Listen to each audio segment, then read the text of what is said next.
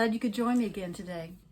We left off last week after looking at a couple of weeks at self-care, trying to get a good definition, and looking last week at the things that we needed to say no to in order to keep ourselves balanced in our life. And we finished asking ourselves the question, how do we care for ourselves when things go wrong?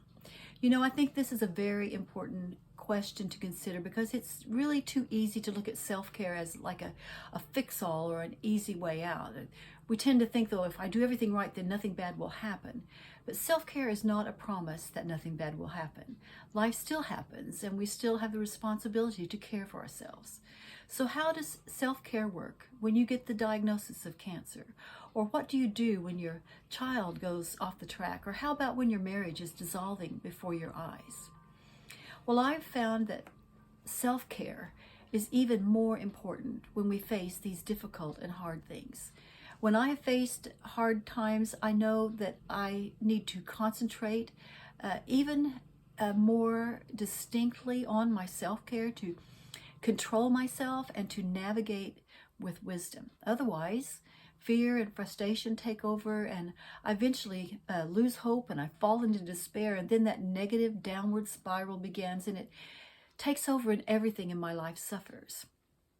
So we're going to look today at 6 things that we can do during hard times to continue to take care of ourselves. So the first thing, and we talked a bit about it last week, is to set boundaries. You know, when your world comes crashing in, that is not the time to take on new projects or new relationships. You need to focus. You need to set aside time to deal with the struggle that's happening in front of you. And your daily routine is probably going to change. And so you might need to reorganize your life. I can't go into every possible scenario, but adjustment is vital to persevere in hard times. So don't be afraid to change things around and redefine what life will look like. Set the boundaries that you need to be able to cope and to manage the stress that you're facing. One article I read said, start by considering what you can tolerate, and then what feels draining or overwhelming in order to set limits. Take responsibility for your own emotions, but do not take responsibility for the emotions of others.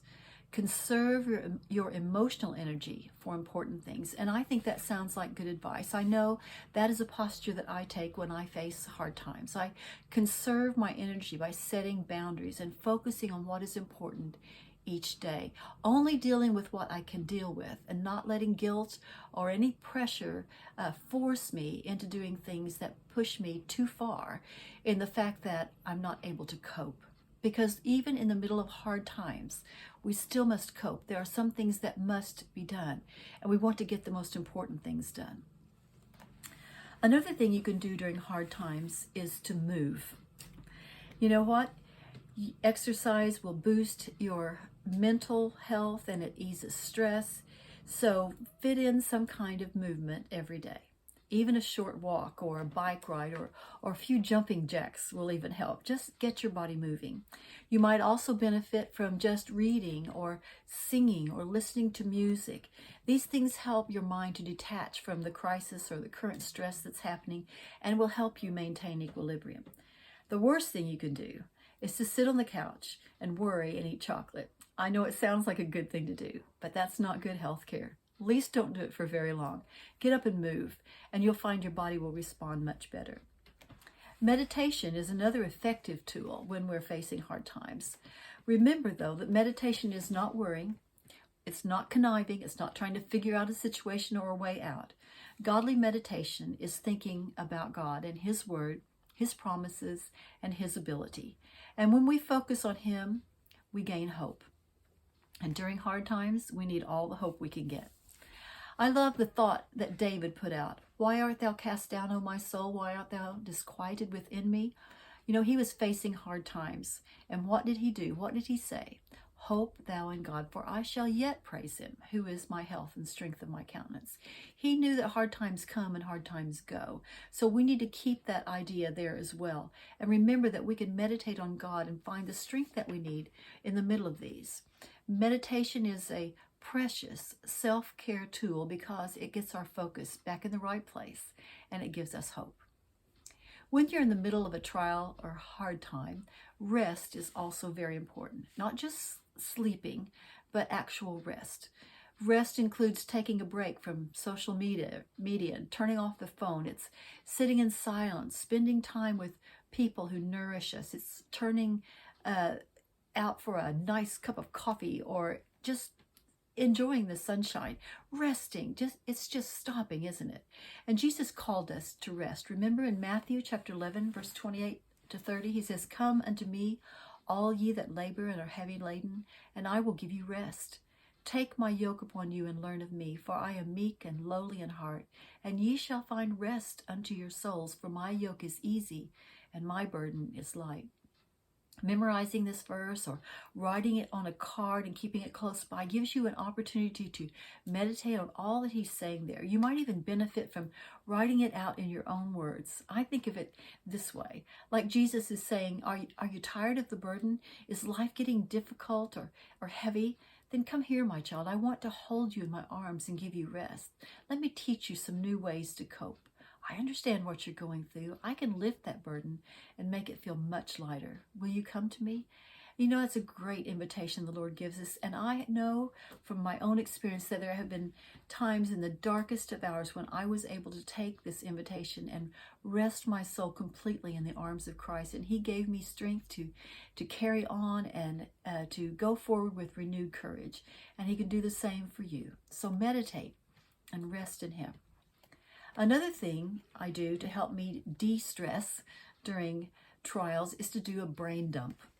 It's kind of a funny word, but what I tend to do is I get myself a blank piece of paper and I draw a diagram of my life. Sometimes I'll start with a great big circle, a center circle that's me, and then I'll have all these little circles around it and I'll put in there all the balls that I'm carrying, all the things I'm trying to juggle, family, home, work, jobs, all different kinds of things, and all this stuff that's floating around my life. Another way that I do it is to make it into lists or columns, a column of important stuff, extra stuff, annoying stuff, or even stuff that can wait.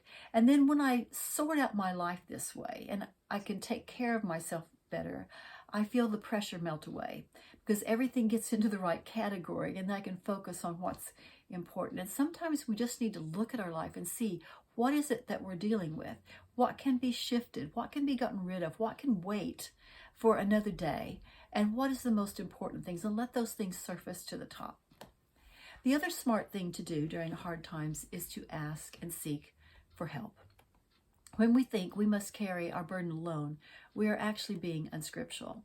First of all, as Jesus said in Matthew 11, come unto him, come to me, he says. He wants to hear from you in prayer, and he can speak to your heart and lift you up. Then you need a good friend or two who will let you debrief, express your fears, and pray for you. And that will help you carry your burden. It takes us back to James chapter 5, confessing your faults one to another and praying for one another that you might be healed. This is the idea of sharing your burden with other people, seeking out that friend. It might be your pastor or your pastor's wife. It might be a Sunday school teacher or a work colleague, but don't carry the burden by yourself. There's no need for you to do that. Speak up and ask for help, because a burden shared is a burden halved, right? And why? Why would we do this? Because self-care is not just about you. The decisions that you make, the attitude that you take in the middle of trials, and the faith that you exhibit during these times affect everyone around you. God can make the trial a blessing, and by taking care of yourself, you might get to see it. So, take care of yourself during hard times. Set those boundaries, move that body, meditate, rest, sort yourself, and ask for some help. And I'll see you next week.